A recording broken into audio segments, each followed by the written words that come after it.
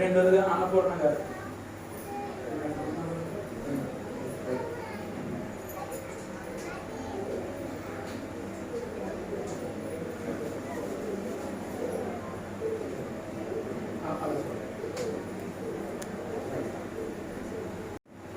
పడుకుని పర్లేదు. తర్వాత మధురవాడి నుంచి దేవి, తర్వాత తర్వాత కరుణా గారు,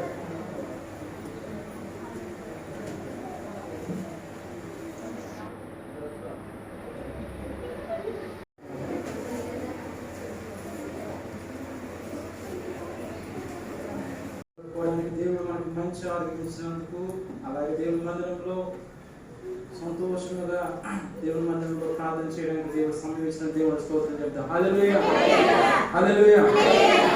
వాక్య భాగం చూద్దాం. మొదటిగా 2 కొరింథీ రాసిన పత్రిక 5వ అధ్యాయము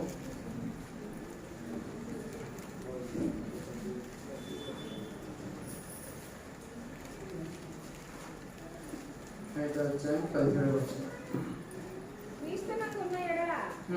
వాడు నూతన సృష్టి పొంది ఇదిగో కొత్త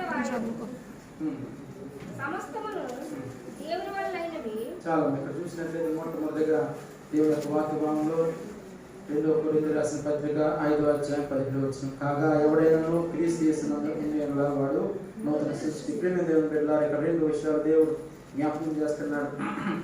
ఎవరైతే దేవుని యొక్క మాట నడుస్తారో, ఎవరైతే దేవుని తిరుగుతారో వారందరూ కూడా ప్రతి దినము కూడా దేవుని యొక్క రూపంలో మార్పు కలిగి దేవుడిచ్చే ప్రతి జీవన పొందుతూ నూతన సృష్టి. ఏదన్నా ఒక కొత్త వస్త్రాలు వేసుకున్నప్పుడు పాత వస్త్రాలు తీసివేసి ఎలాగైతే కొత్త వస్త్రాలు ధరించుకుంటామో, మన జీవితంలో ఏదైతే దేవునికి ఇష్టం లేదో, ఏదైతే దేవునికి కావాలని దేవుడు కోరుకుంటున్నాడో, అలాగే మన జీవిత కాలంలో మనం ఏదైతే కావాలని అడుగుతున్నామో ప్రతిదీ కూడా దేవుడికి ఇష్టమే చేయడానికి. కానీ ముఖ్యంగా మనం గమనించిన విషయము, నువ్వు ఏదైతే అడుగుతున్నావో అది అడిగే ముందు, తండ్రి నేను ఇది అడుగుతున్నాను కనుక నాలో ఏదైనా లోపం ఉన్నట్లయితే నాకు సరి చేసి నాకు సహాయం చేసి తర్వాత నేను ఏదైతే అడిగి ఉన్నానో నాకు దయచేయమని చెప్పి ప్రార్థన చేసేవారు ఉన్నారు. దేవుని స్తోత్రం కలుగుతారు. అలాగే ఎప్పుడైతే ఉంటున్నామో మనం ఇప్పుడు కూడా నూతన సృష్టిగా ఉన్నాం. అలా కాకుండా ఎన్ని సంవత్సరాలు గతించినప్పుడు కూడా, కొత్త సంవత్సరాలు వచ్చినప్పుడు కూడా ఎవరికి నచ్చిన రీతిగా వారు ఉంటూ, వారికి ఉన్న ఆలోచన బట్టి, వారికి ఉన్న తలపును బట్టి, వారు నచ్చిన రీతిగా ఈ లోకంలో ఉన్న వాటిని అన్ని కూడా కోరుకుని ముందుకు సాగిపోయినట్లయితే వారు నూతన సృష్టి కాదు, కానీ ఎప్పుడు ఉన్న పాత జీవితం కలిగి ఉంటారు. అలా కాకుండా దేవుని వైపు తిరిగిన వారు నూతన సృష్టిగా ఉంటారు. తర్వాత పాతలు గతించును, క్రొత్త వాయను. మొట్టమొదటిగా దేవుడు చెప్తున్న మాట, పాతలు గతించును. చదువుతున్న చదువులో మంచి మార్పులతో దేవుడు పాస్ చేస్తారు. రెండోదిగా ఎవరైతే అనారోగ్యంతో ఉన్నారో వారిని దేవుడు అనారోగ్యం నుంచి విడుదల చేస్తారు. తర్వాత నీ జీవితంలో నువ్వు ఏదైతే కోల్పోయినావో ఆ పాటలన్నీ కూడా తీసి నీకు ఆనందంతో, సంతోషంతో ప్రతి దాంట్లో కూడా విజయం పొందేలాగా దేవుడు సహాయం చేస్తారు. దేవుడు స్తోత్రం. అలాగ మనం జీవించాలంటే, అలాగే దేవుడు పొందాలంటే ఈ లోకంలో ఉన్న వాటిని మనం ఇష్టపడకూడదు. కానీ దేవుడు మన పట్ల ఏ కార్యం చేస్తున్నాడో అది నేను పొందే వరకు కూడా దేవుని యొక్క అడుగుజాలు నడుస్తాను. తర్వాత అనేకమైన దీవులు పొందడమే కాకుండా నేను పొందిన దీవున అనేక మందికి చెప్పేవారుగా, ఇంకా మరీ ఎక్కువ దీవులు పొందే కుమారుడిగా ఉండాలని తీర్మానం చేసుకోవాలి. కానీ దేవుడు నాకు అన్ని విషయాల్లో సహాయం చేస్తున్నాడు కదా అని చెప్పి సహాయం పొందిన తర్వాత దేవుడు మర్చిపోయి ఈ లోకం వైపు తిరిగినట్లయితే ఈ సంవత్సరములన్నీ కూడా కాపాడిన దేవుడు అంటున్నాను. నా బిడ్డలారా, పాత కాలంలో నువ్వు ఎలాగైతే జీవించావో అలా జీవించదు, కానీ కొత్త జీవితం నీలో రావాలి. అనగా ప్రతిదినం ప్రార్థన చేసేవారు ఉండాలా, బైబిల్ చదివేవారు ఉండాలా. నీ జీవితంలో ఏదైతే మేలు పొందాలని ఆశపడుతున్నావో అది ప్రతి దినము కూడా ప్రార్థన చేస్తూ దేవునికి లోబడుతూ ఆ దేవుని పొందిన తర్వాత ఆ కార్యం ఎప్పుడు కూడా మర్చిపోకుండా ముందుకు సాగిపోవాలి. దేవుని స్తోత్రం. కనుక పరిశుద్ధులు రాసి వారు చేసే పని ఏంటంటే, వారికి ఎంత మంచి మార్పులు వచ్చినప్పుడు కూడా పరిశుద్ధుల దగ్గరే కొద్ది ఇంకా ఎన్ని మార్పులు రావాలో ఇంకా మంచి మార్కులు కావాలని చెప్పి మంచిగా ప్రిపేర్ అవుతారు. అదే రీతిగా దేవుని యొక్క వాక్య భాగం దేవుడు అంటున్నారు, ఈ దినాన నీవు మొట్టమొదటిసారిగా నువ్వు దీవుని పొందినావంటే ఆ దీవున మరీ ఎక్కువగా పొందుతూ నువ్వు వెలిగే జ్యోతిగా అనేక మంది ఉంటారు. దేవుని స్తోత్రం కనుక అలా కాకుండా మనలో ఉన్న దీవున మనకు ఇచ్చిన ఆశీర్వాదం మనలో దాచుకున్నట్లయితే అది నువ్వు బాగానే ఉంటుంది, కానీ ఎదటి వాడికి తెలియకపోవడం ద్వారా నువ్వు ఒకరివే దేవుని రాజ్యం చేస్తావు, మిగతా వాళ్ళందరూ కూడా నరకంలో పోతారు. అందుకే సేవకుడుగా ఇతను దేవుడు చెప్పే మాట, నువ్వు ఎక్కడైతే దీవించబడి ఉన్నావు, ఎక్కడైతే దేవుని యొక్క దీవెన కోసం ఎదురు చూస్తున్నావో ఆ దీవెన అవసరతన్నీ కూడా తీరిన తర్వాత అనేక మందికి నీ యొక్క సాక్ష్యం చెప్పి దేవుని వ్యక్తిత్వ కుమార్తె ఉంటారు. తర్వాత చూసినట్లయితే 18 వచ్చిన సమస్తమును దేవుని వలన అయినవి ఆయన మనను క్రీస్తు ద్వారానే తనతో సమాధానపరుచుకుని ఆ పరిచయను మాకు అనుగ్రహించను.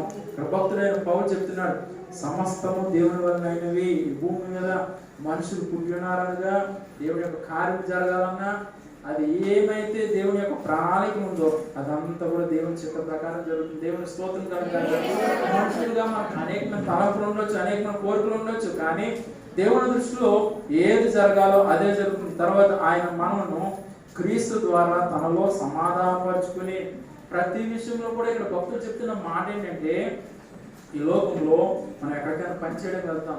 పనిచేయడానికి వెళ్ళినప్పుడు మొట్టమొదటిసారి ఉద్యోగం వెళ్తున్నాం, నీకంటే ముందున్నవారు ఆ పోస్టింగ్ నుంచి ఇంకో పోస్టింగ్ వెళ్ళారు. ఆ పోస్టింగ్ వెళ్ళినప్పుడు ఆ పోస్టింగ్ వెళ్ళే వ్యక్తి ఏం చేయాలంటే నీకు ఏమి ఇబ్బంది కలగకుండా ప్రతిదీ కూడా అంతా కూడా ఓకే చేసి తర్వాత పోస్టింగ్ వెళ్ళినట్లయితే వచ్చేవాడికి ఏ ఇబ్బంది లేకుండా ఉంటుంది. అలా కాకుండా నేను పోస్టింగ్ మారిపోయాను కదా అని చెప్పి ఇష్టం వచ్చినట్టు సంతకాలు ఏం పెట్టకుండా అన్ని కాగితాలు పెండింగ్ లో పెట్టేసినట్లయితే తర్వాత వచ్చేవాడి పరిస్థితి ఏమవుతుంది? ఇబ్బందికరంగా అవుతుంది. అందుకే దేవుడు అంటున్న భక్తుల ద్వారా క్రీస్తు ద్వారా తనలో సమాధానపరుచుకుని యేసయ్యే ప్రతి ఒక్కరు మనిషి ఏదైతే తప్పు చేస్తున్నాడో పొరపాటు చేసుకున్నారో ఆ పొరపాటు చేసిన ప్రతి వ్యక్తిని బట్టి ఆయనే సమాధాన పడుతున్నాడు. ఏమని? నేను కానీ వీరిని శిక్షించినట్లయితే వీరు నా బిడ్డలు కనుక మళ్ళీ నాకు దూరంగా పోతారని చెప్పి దేవుడు ప్రతి ఒక్కరిని కూడా క్షమించడానికి తన హృదయంలో ఆయనే సమాధానం పడ్డాడు. తర్వాత ఆ సమాధాన పరిచయం మాకు అనుగ్రహించను. భక్తుడైన పౌలు అంటున్నాడు, ఆయన సువార్త ప్రకటించే ప్రాంతంలో అనేక మంది ఇబ్బందులు ఉండొచ్చు, అనేక మంది కష్టాలు ఉండొచ్చు, కానీ దేవుడు అంటున్నాడు భక్తుల ద్వారా ఏదైతే మేము కష్టపడకుండా ఇబ్బందులు పడకుండా ఉండాలని ప్రతి దాంట్లో నుంచి కూడా మనం దేవుడు విడుదల చేసి ఆ సువార్త ప్రయాణంలో సంతోషంగా పోవడానికి దేవుడు సాయం చేసిన చెప్పి పౌలు భక్తులు అంటున్నాడు. అలాగే మీ జీవితంలో కూడా ఏ దిగులోనే ఏ బాధ ఉన్నప్పుడు కూడా ప్రతి దాంట్లో నుంచి కూడా ఆ కాలంలో పౌలు భక్తులు ఆ సువార్త పరిచయం ముందుకు పోతున్నప్పుడు దేవుడు వారి పక్షాల నుండి ప్రతి దాంట్లో నుంచి కూడా విడుదల చేసి వారిని ఎలాగైతే ముందుకు పంపించున్నాడో మీ జీవితంలో కూడా చిన్న కార్యం మొదలు పెద్ద కార్యం వరకు కూడా 2026 సంవత్సరంలో ఏదైతే జరగాలున్నాయో ప్రతిది కూడా దేవుని చిత్తంలో జరుగుగాక. దేవుని స్తోత్రం కలుగుగాక. అందుకే దేవుడు అంటున్నాడు 19వ వచనం, అదేమనగా దేవుడు వారి అపరాధములు వారి మీద మోపక క్రీస్తునందు లోకమును తనతో సమాధానపరచుకొనొచ్చు ఆ సమాధాన వాక్యము మాకు అప్పగించను. ఇక్కడ వస్తున్న మాట, ఏదైతే దేవుడి దగ్గర మేము ప్రార్థన చేస్తున్నామో ఆ ప్రార్థన విషయం అంటున్నాడు. అదేమనగా దేవుడు వారి అపరాధం వారి మీద మోపగా, అపరాధం అనగా ఎవరైతే ఈ లోకంలో దేవుడి వైపు తిరగకుండా వారికి నచ్చిన రీతిగా జీవిస్తున్నారో వారందరినీ కూడా క్షమించి అపరాధం అంతా కూడా దేవుడు తీసివేస్తున్నాడు. దేవుని స్తోత్రం కనుక 2025 సంవత్సరంలో నీ జీవితం ఎలా ఉందో, నీ హృదయ తలంపు ఎలా ఉందో, నీ మనసులో ఆలోచన ఎలా ఉన్నాయో ప్రతిదీ కూడా దేవుడు తెలిసింది కనుక దేవుడు అంటున్నాడు, నా బిడ్డ నువ్వు ఎప్పుడైతే నా వైపు తిరుగుతున్నావో నీలో ఉన్న ప్రతి తప్పుని కూడా నేను సరి చేస్తున్నాను. సరి చేశాను ఏమన్నాడు? క్రీస్తునందు లోకమును తనతో సమాధానపరచుకొనొచ్చు. ఈ లోకంలో ఏదైతే దేవుడికి ఇష్టం లేదో అవన్నీ కూడా దేవుడు సక్రమంగా అందరూ కూడా మంచి మార్గం నడవడానికి ఆయన ఒక కోపాన్ని ఆయన తగ్గించుకున్నాడు. దేవుని స్తోత్రం కలిగారు. ఎందుకు ఆయన కోపాన్ని తగ్గించుకున్నాడంటే మనం ఈ భూమి మీద ఉన్న మనం అందరం కూడా ఆయన అడుగుజాలలో నడవాలని, ఆయన చెప్పే మాట వినాలని, తర్వాత ఆయన ఇచ్చే ప్రతి దేవుడు పొందాలని. దేవుని స్తోత్రం కలిగారు. అలా కాకుండా ఈ లోకంలో ఉన్న వారందరి పట్ల మనం ప్రార్థన చేస్తున్నాం. ఆ ప్రార్థన చేస్తున్నప్పుడు దేవుడు అంటున్నాడు, ప్రియమైన దేవుని బిడ్డలారా, మీరు ఎప్పుడైతే మీకోసము అలా ఈ లోకంలో ప్రజల కోసం ప్రార్థన చేస్తున్నారో, మొట్టమొదటిగా నేను మిమ్మల్ని దీవించిపోతున్నాను. తర్వాత ఎవరి కోసం అయితే మీరు మొర పెడుతున్నారో వారిని నేను బహుగా దీవిస్తున్నాను. దేవుని స్తోత్రం కలుగుగాక. ఈ 2026 సంవత్సరంలో దేవుడు చెప్తున్న మాట ఏంటంటే, ఎప్పుడైతే మనము ఈ లోకం తట్టు కాకుండా దేవుడి వైపు తిరుగుతూ కన్నీరు కాచుతూ బైబిల్ చదువుతూ ఆయన చెప్పే మార్గంలో ఎప్పుడైతే నడుస్తున్నామో, నీ ముందున ఏదైతే కష్టం ఉందో, ఏ బాధ అయితే ఉందో, ఆ బాధనంతా కూడా దేవుడు తీసివేసి నేను సంతోషంతో ఆనందంతో ముందుకు తీసుకుపోతాను. దేవుని స్తోత్రం కనుక అలాగున్న దేవుడు సహాయం చేయాలంటే మన జీవితాన్ని మనము సరి చేసుకోవాలి. సరి చేసుకోకుండా ఎప్పుడు కూడా పక్కవారు దీవించబడుతున్నారు, నేను ఎందుకు దీవించబడతలేదని చెప్పి దుఃఖపడదు. కానీ వారు చేసిన ప్రార్థన కంటే నేను ఇంకా ఎక్కువ ప్రార్థన చేసినట్లయితే ఆ కాలంలో దేవుడు భక్తులను దీవించినట్టుగా నా కుటుంబాన్ని దీవిస్తారని చెప్పి భయంతో భక్తితో నీ హృదయంలో ఒక తీర్మానం చేసుకోవాలి. ఎప్పుడైతే ఆ తీర్మానం చేసుకుంటున్నావో, ఈ నెల 1వ తారీఖు మొదలుకొని మరలా డిసెంబర్ 31 వరకు కూడా దేవుడు చెప్పే మాట, నా బిడ్డలారా, ఈరోజు 1వ దినము కాబట్టి ఆనందంతో సంతోషంతో దేవుని యొక్క మందిరంలో ఉన్నాం. ఇదే ఆనందం కడవరకు ఉండాలంటే నీ జీవితంలో ఏదైతే పొందాలనుకుంటున్నావో ప్రతిదీ కూడా దేవుని పాదాల దగ్గర పెట్టి, దేవా నువ్వు సహాయం చేస్తావు, నీవు తప్ప నాకు ఎవరు లేరని చెప్పి ఎప్పుడైతే నువ్వు దేవుని దగ్గర వేడుకుంటున్నావో, ఈ భూమి మీద ఎంతో మంది చూడలేని కార్యాలు ప్రతి కుటుంబంలో దేవుడు చేస్తారు. దేవుని స్తోత్రం కనుక అలా చేసిన తర్వాత దేవుడు ఏమంటున్నాడు చూద్దాం. యెషయా గ్రంథము 41వ అధ్యాయము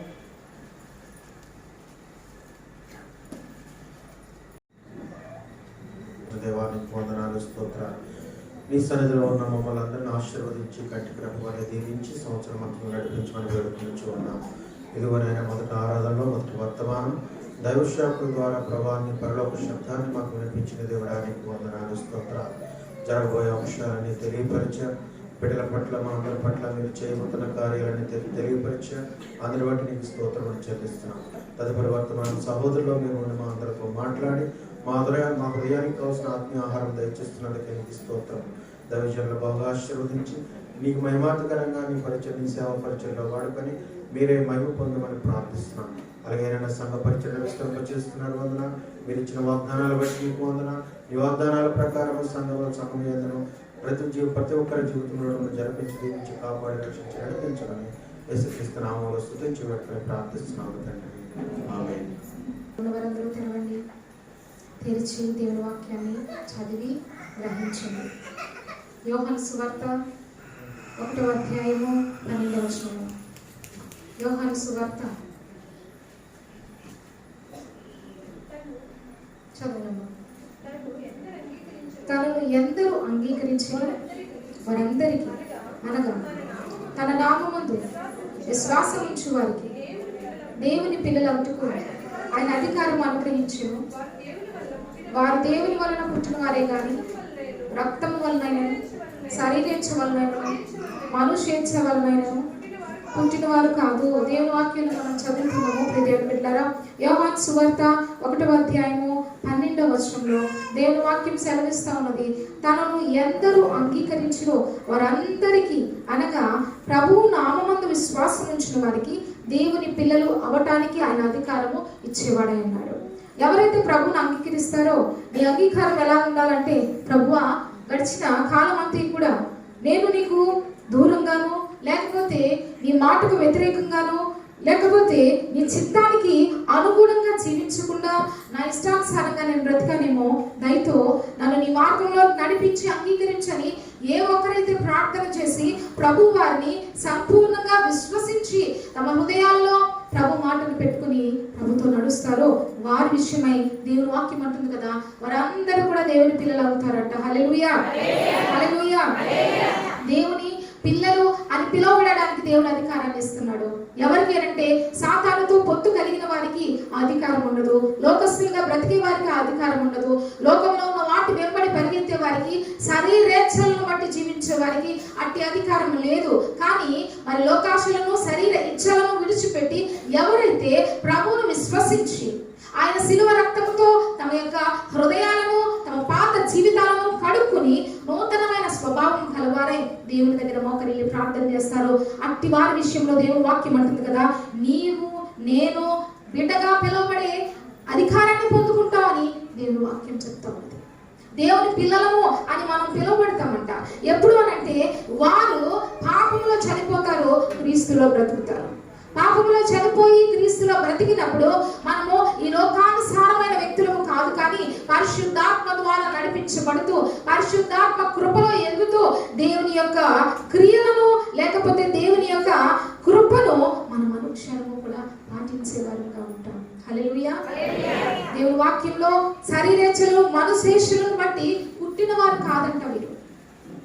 శరీరంలో ఉండే ఆశలు, తలంపులు, కోరికలు వీటన్నిటిని బట్టి జీవించే ఒక వ్యక్తి పూర్తిగా అతని ప్రయాణము లేకపోతే ఆమె ప్రయాణము ఎలా ఉంటుంది అంటే ఒక పాప కూపంలోకి వెళ్ళిపోతుంది. ఒక పాప కూపము ఎలా ఉంటుందంటే మనిషిని మెల్లగా కిందకు లాగేస్తూ ఉంటది. మెల్లమెల్లగా నానాటికి వారు కృపలో నుండి దూరం అయిపోతారు, పాపంలో మునిగిపోతారు. అందుకే దేవుని వాక్యం అంటుంది కదా, వాటన్నిటిని విసర్జించి వాటన్నిటిని విడిచిపెట్టి విశ్వాసము కలిగి ఎవరైతే ప్రభువును అంగీకరించి ఆయన కృప కొరకు ఎదురు చూసి తమ హృదయాల్లో క్రీస్తుకు స్థానం ఇచ్చేవారుగా ఉంటారో. గడిచిన సంవత్సరము ఒకవేళ నీవు దేవునికి దూరంగా జీవించినట్లయితే ఈ నూతన సంవత్సరంలో దేవుని వాక్యం నీతో మాట్లాడుతుంది. దేవునికి నీ హృదయంలో చోటు ఇవ్వమని, దేవునికి నీ తలంపుల్లో చోటు ఇవ్వమని, దేవునికి నీ గృహంలో చోటు ఇవ్వమని. ఎప్పుడైతే నువ్వు అలా చేయగలుగుతావో దేవుని వాక్యం అంటుంది దేవుని పిల్లలు అని పిలువబడడానికి దేవుని ప్రజల అధికారం తీసుకుంటారు. హల్లెలూయా.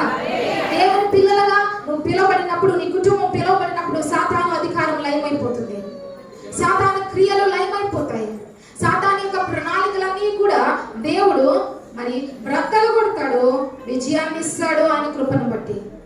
అందుకే దేవుని వాక్యం అంటుంది ఎంతమంది మరి ఉదయకాల సమయంలో ఈ వాక్యాన్ని వింటున్నారో వారందరూ కూడా ప్రభువును విశ్వసించి అంగీకరించి పాత సంవత్సరంలో ఒకవేళ నీవు ఏ విషయంలోనైనా ప్రభువుకు దూరస్తులుగా ఉన్నట్టయితే దాన్ని విడిచిపెట్టి నూతన స్వభావం కలిగి ఈ నూతన సంవత్సరాన్ని ప్రారంభించమని పరిశుద్ధాత్మ దేవుడు కోరుతూ ఉన్నాడు.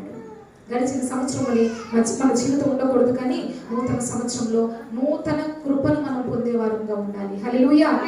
హల్లెలూయా. ఇర్మియా గ్రంథము 13వ అధ్యాయము 23వ వచనంలో దేవుని వాక్యం ఏం సెలవిస్తుందో చూద్దాం. ఇర్మియా గ్రంథము 13:23.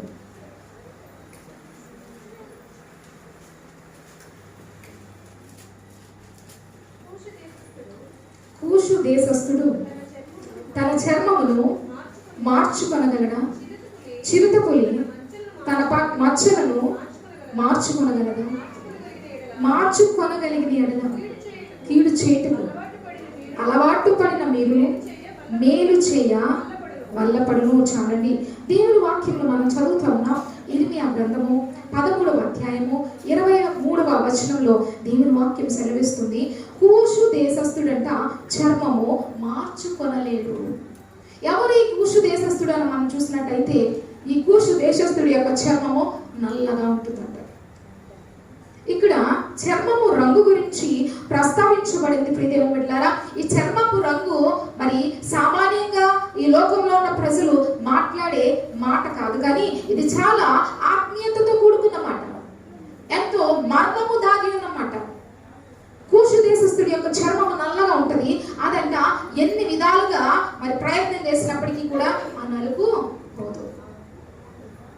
మనం ఎన్నో క్రీమ్స్ చూస్తాం, సోప్స్ చూస్తాం, ఇది వాడితే తెల్లగా సౌందర్యంగా మారిపోతారు అని అంటారు. కొంతకాలానికి మారిపోరు కానీ మాడిపోతారు. రంగు మారుతుంది అంటారు కానీ మారదు. రంగు మాడిపోయినట్టుగా పరిస్థితులను మనం ఈ లోకంలో చూస్తాం. అదే రీతిగా కూషు దేశస్థుడి యొక్క చర్మం గురించి మరి దేవుని వాక్యం ఎందుకు ఇలా చెప్తుంది అని అంటే ఇందులో గొప్ప మర్మం ఉంది. ఈ వ్యక్తి యొక్క చర్మం నల్లగా ఉంది అంటే దానికి కారణము మరి ఈ వ్యక్తి ఏ వంశానికి చెందినవాడు అని అంటే నోవాహు వంశానికి చెందినవాడు. ఈ నోవాహు 3 కుమారులు కలిగి ఉన్నాడు దేవుని ద్వారా. ఈ 3 కుమారులు షేము, హాము, యాపెతు. ఈ షేము అలాగే యాపెతు కూడా జలప్రళయం తర్వాత నోవాహు ద్రాక్షరసము త్రాగి మత్తుడైన సమయంలో ఈ యొక్క షేము అలాగే యాపెతు కూడా మరి తండ్రి యొక్క దిశమలను వెనక నుండి వెళ్ళి కప్పినట్టుగా దేవుని వాక్యంలో మనం చదువుతా ఉన్నాం. కానీ హామైతే తండ్రిని చూసి అతను హేళన చేసినట్టుగా, పట్టించుకోలేనట్టుగా, పక్క నుండి తప్పించుకొని పోయినట్టుగా దేవుని వాక్యంలో మనం చదువుతా ఉన్నాం. అయితే ఇది అర్థం ఏంటి అంటే ఈ కూషు దేశస్థుడు హాము సంతానానికి చెందినవాడు. ఈ హాము సంతానానికి చెందిన ఈ వ్యక్తి బాధ్యత లేనివాడుగా, లేకపోతే తన యొక్క విధిని మరి కరెక్ట్ గా నిర్వర్తించలేని వాడుగా ఉన్నట్టుగా దేవుని వాక్యం చెప్తా ఉన్నది. ఈ నల్లటి చర్మము దేనికి సాదృశ్యమై అంటే దేవునిలో నీవు ఆత్మీయ జీవితాన్ని కోల్పోయి పూర్తిగా లోకాశలతో నింపబడిన వ్యక్తికి సాదృశ్యమైనది. పూర్తిగా శరీరేచ్ఛలతో నింపబడిన వ్యక్తికి సాదృశ్యమైనది ఈ నల్లని చర్మం. సహజంగా మరి ఈ భూమి పైన మనుషులు రకరకాల రంగుల్లో ఉంటారు. ఆ రంగుల గురించి మనము పట్టింపు చేసుకోవాల్సిన పని లేదు. కానీ ఇక్కడ దేవుడు మాట్లాడుతున్న రంగు ఏదైతే ఉన్నదో అది పాపానికి సంబంధించింది. ఆత్మీయ జీవితంలో మనం ఎలా మనల్ని మనము మెరుగు చేసుకోవాలో దానికి సంబంధించిన ఆత్మీయ మర్మము దేవుడు ఇక్కడ రాయించాడు. ఈ కూషు దేశస్థుడి యొక్క చర్మం అంట ఎన్ని సోప్స్ పెట్టి కలిగినా, ఎన్ని మరి క్రీమ్స్ పెట్టి మనము చేసినప్పటికీ కూడా రంగు మారుతనంటుంది. అదే రీతిగా చాలా మంది మరి గడిచిన సంవత్సరంలో స్వాభావికముగా పుట్టినప్పటి నుంచి కూడా మానవులు పాపమును చేసి అలవాటు చేసుకున్న వారైతే కాదు. తల్లి గర్భంలో ఉండి కూడా మానవుడు పాపముతో లేకపోతే పాపం ఎలా చేయాలనే తలపుతో బయటకు వచ్చిన వాడు కాదు. కానీ దేవుడు వాక్యం అంటుంది కదా, పుట్టుకతో దేవుడు మనిషిని ఎంతో పరిశుద్ధంగా పవిత్రంగా ఆయన రూపులో ఆయన నిర్మించాడు. అయితే ఈ మానవుడు భూమి మీద జన్మించిన తర్వాత ఏం జరిగింది అంటే ఈ స్వాభావికమైన ప్రవర్తన ఏదైతే ఉన్నదో అది మారిపోతూ వస్తుంది. అది మారిపోతూ వస్తుంది. హల్లెలూయా, హల్లెలూయా. ఈ స్వాభావికమైన మార్పు ఎలా వస్తుంది అని అంటే దేవుని బిడ్డలారా, మొట్టమొదటిగా పాపము స్త్రీలోనైనా పురుషుల్లోనైనా ప్రవేశించినప్పుడు అది చిన్న సరదాగా ప్రారంభమవుతుంది. ఎలా ప్రారంభమవుతుందండి? సరదా, చిన్నదే కదా, పర్వాలేదులే. సరదాగా ప్రారంభమైంది అలవాటుగా మారుతుంది. ఈ అలవాటుగా మారినది చివరికి స్వభావంగా మారిపోతుంది. అది ఈ కూషు దేశస్థుడు కూడా తన యొక్క స్వభావాన్ని దేవుడు ఉదయకాల సమయంలో మాట్లాడుతున్నాడు. నల్లని చర్మము పాపానికి సాదృశ్యముగా ఉన్నది. ఈ లోకపరమైన చర్మపు రంగుల కోసం దేవుడు వాక్యం చెప్పడం లేదు. కానీ ఆత్మీయంగా నువ్వు ఎలాంటి స్థితిలో ఉన్నావు? ఆత్మీయంగా దేవుని వెలుగుతో నింపబడిన బిడ్డగా ఉన్నావా, లేకపోతే ఆత్మీయ స్థితిలో చల్లారిపోయి పూర్తిగా నీ హృదయము నీ దేహము చీకటమయమైందా అని దేవుడు నిన్ను అడుగుతా ఉన్నాడు. హల్లెలూయా, హల్లెలూయా. ఒకవేళ చీకటమయమైతే దేవుడు అంటున్నాడు కదా, సరదాగా ప్రారంభమైన దాన్ని విడిచిపెట్టే అంటున్నాడు. సరదాగా ప్రారంభమైన దాన్ని దేవుని పాదాల దగ్గర వదిలిపెట్టే అంటున్నాడు. నీ కుటుంబంలో, నీ హృదయంలో, నీ జీవితంలో ఏది సరదాగా నువ్వు ప్రారంభించి దాన్నే వ్యసనంగా మార్చుకుని పూర్తిగా దానికి బానిస అయిపోయావేమో దేవుడు అంటున్నాడు కదా. ఓ యవనస్తుడా, ఓ యవనస్తురాలా, ఓ స్త్రీ, ఓ పురుషుడా, దేవుని వాక్యం నీతో తేటగా మాట్లాడుతూ ఉంది. సరదాగా నువ్వు అలవాటు చేసుకున్నది అది నీకు స్వాభావికముగా ఒక వ్యసనముగా మారిపోయిందేమో. అది ఏదైనా కావచ్చు. దేవుడు అంటున్నాడు కదా, ఉదయకాల సమయంలో నీవు నూతన సృష్టిగా మారాలి. అందుకే దేవుడు నీతో మాట్లాడుతూ ఉన్నాడు. హల్లెలూయా, హల్లెలూయా, హల్లెలూయా. చాలా మంది ఎలాంటి స్వభావం కలిగి ఉంటారంటే ఇలాంటి అలవాట్ల నుండి లేకపోతే ఇలాంటి పాపపు ఇచ్చల నుండి మనం బయటకు రావాలి అంటే అది మన శక్తి ద్వారా కాదు, అది మన బలము ద్వారా కాదు. కానీ దేవుని కృప, దేవుని పరిశుద్ధాత్మ శక్తి నిన్ను ఆవరించినప్పుడు వాటన్నిటి నుంచి నువ్వు విడుదల పొందుకుంటావు. ఈ కుటుంబం విడుదల పొందుకుంటది. అంధకారంలో ఉన్న ప్రజలు వెలుగుతో నింపబడతారు. ఏ వ్యసనమో లేకపోతే ఏ పాపమో ఎలాంటి మరి దుష్ట హృదయమో నీ మీద, నీ కుటుంబం మీద ఏలుబడి చేస్తుందో ఈ ఉదయకాల సమయంలో దేవుడు అంటున్నాడు కదా, నూతన సృష్టిగా మార్చబడి ఈ నూతన సంవత్సరం అంతా దేవుని కృపలో ఎదగాలి. హల్లెలూయా. నూతన సృష్టిగా మార్చబడి దేవుడిచ్చే ఆశీర్వాదాల కొరకు మనం వెంబడించేవారు. ఈ కూషు దేశస్థుడి యొక్క చర్మాన్ని మనం చూసాము. అది మరి ఆత్మీయ జీవితానికి సంబంధించింది. ఒకవేళ నువ్వు ఏ స్థితిలో పడిపోయావో దేవుడు అంటున్నాడు కదా, గడిచిన సంవత్సరము ఆ పడిపోయిన స్థితిలోనే ఉండి దేవా నాకు సహాయం చేయి, దేవా నా శ్రమలు తీర్చు, దేవా నా జీవితంలో మేలు చేయను ప్రార్థన చేసావేమో. ఉదయకాల సమయంలో దేవుడు అంటున్నాడు, ఆ పడిపోయిన స్థితిని నువ్వు సరిదిద్దుకో నా వాక్యం ద్వారా. ప్రభు నీతో మాట్లాడుతూ ఉండగానే తీర్మానం చేసుకో ప్రియ సహోదరి, ప్రియ సహోదరుడా.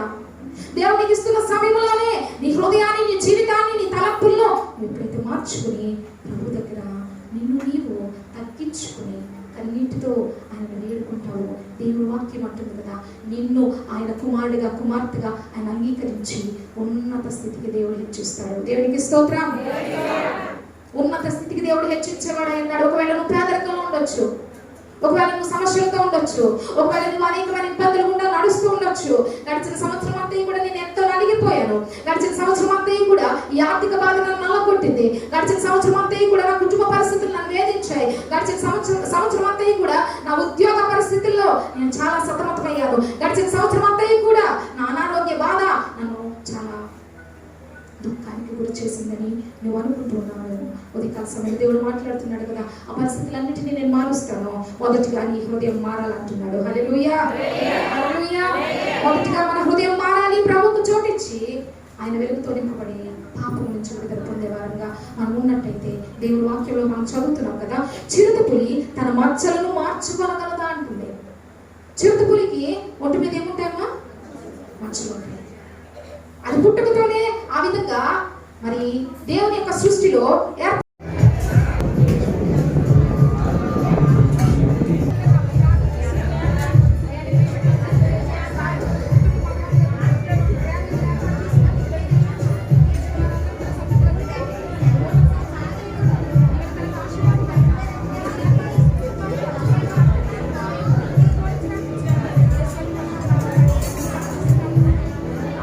ఓకే